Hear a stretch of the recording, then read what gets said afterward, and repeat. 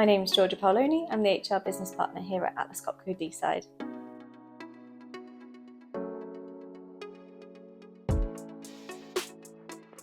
So the roles that our apprentices and work-based learners do here depend on which department needs the resource. So we have a variety of apprentices. We have some in the quality department, research and development, CAD and CNC machines.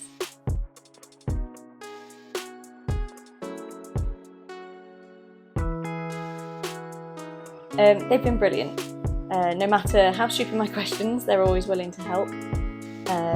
They advise us on what pathways the students might need to take, what events that would be useful for us to attend, and also offer any extra support if any students are struggling.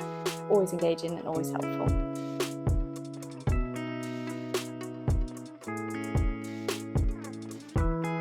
Absolutely. I think it's such a good way to succession plan and give a young person a good opportunity as well, gain some experience whilst embedding sort of company values and behaviours, as well as for the students to be able to earn while they learn as well.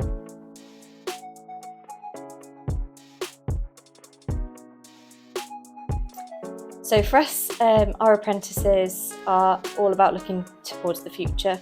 We're trying to look at the skills that we might need, although we don't always have a crystal ball, so it's not easy to know, and we only take on apprentices that we need at the time. So rather than taking a big group on, we will take smaller groups of apprentices on, but give them a really good quality apprenticeship here.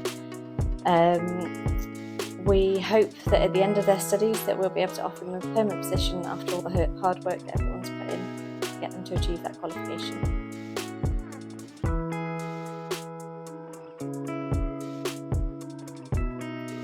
My only other comments would be that, of course, it takes a bit of time of employees to be able to develop our apprentices, take a bit of time out of their working day. But if it's a little sacrifice now, then it'll pay off in the long run. And I also think that goes for the student as well, to put in the effort with their studies, make sure they gain that qualification, and it's something that they'll have for life.